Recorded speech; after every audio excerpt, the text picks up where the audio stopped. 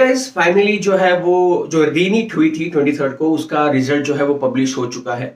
मतलब 1563 बच्चों की एग्जाम थी, लेकिन उसमें से 800 बच्चों ने ही जो है वो एग्जाम दिया था। एंड उनका भी रिजल्ट लग चुका है और तुम्हारा भी रिजल्ट लग चुका है सबका। एक नया जो है वो मेरिट लिस्ट निकाला गया है। तो आपको क्या करना है, नया रिजल्ट फिर से जो है वो डाउनलोड कर लेना है। नीचे डिस्क्रिप्शन में मैं लिंक दे दूंगा, या फिर जो है आप टेलीग्राम से लिंक ले लीजिए, या मैं कमेंट सेक्शन में पिन कर दूंगा। तो आपको सबसे पहले तो रिजल्ट देखना है कि क्या आया है क्या नहीं। अब कट ऑफ की मैं बात करूं तो देखो, मतलब वो तो ऑब्वियस सी बात थी कि ज्यादा कुछ डिफरेंस आने नहीं वाला था, क्योंकि 800 बच्चों का ही इधर इधर हुआ था। एंड उसमें से आपको बता दूं कि जो 6 टॉपर्स आए थे, उसमें से 5 बच्चों ने जो है वो अभी 720 स्कोर नहीं किया है, 680 के आसपास उन्होंने स्कोर कर लिया है।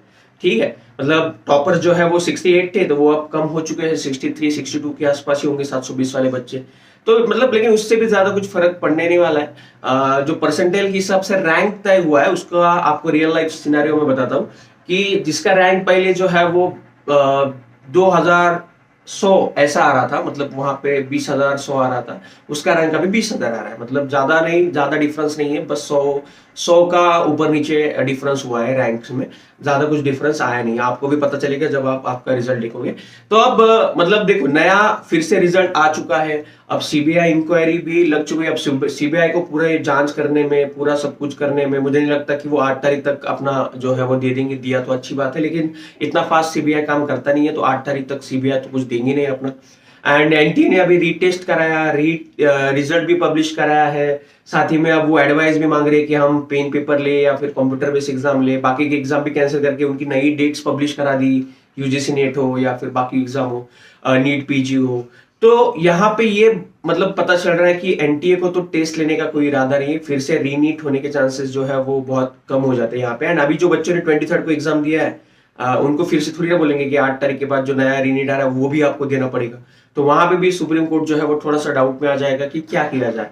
एंड अगर वो एग्जाम होता है, नहीं देते, एंड फिर से इधर का न्यू एग्जाम होता है, फिर क्वेश्चन का लेवल एंड वो ऑल, फिर मार्क का डिफरेंस, उसमें भी कंट्रोवर्सी जो है वो आ सकती है। तो यहाँ पे मुझे नहीं लगता सुप्रीम कोर्ट अभी फिर से जो है वो रीनीट की पॉसिबिलिटी कर सकता है। बट देखो, एट द एंड सब कुछ सुप्रीम कोर्ट के हाथ में होता है कि मतलब क्या डिसीजन देना है क्या नहीं देना है। तो अपने को तो कुछ भी करके 8 तारीख तक का जो है वो वेट करना ही पड़ेगा। एंड सुप्रीम कोर्ट ही जो है इसके ऊपर लास्ट डिसीजन देगा कि होगा या नहीं होगा।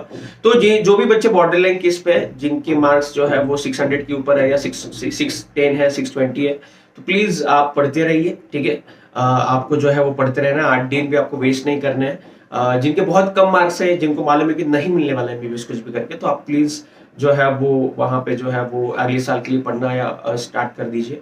ठीक है, हाँ, आपको लगता है कि रीनीट में आप कर लोगे कवर 100-150 मार्क का डिफरेंस, तो फिर आप रीनीट के लिए भी जो है वो पढ़ सकते हो। लेकिन अभी के हिसाब से उसके चांसेस बहुत कम है।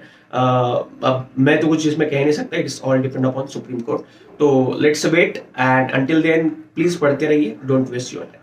सो मिलते हैं अगली वीडियो में, तब तक के लिए बाय बाय, जय।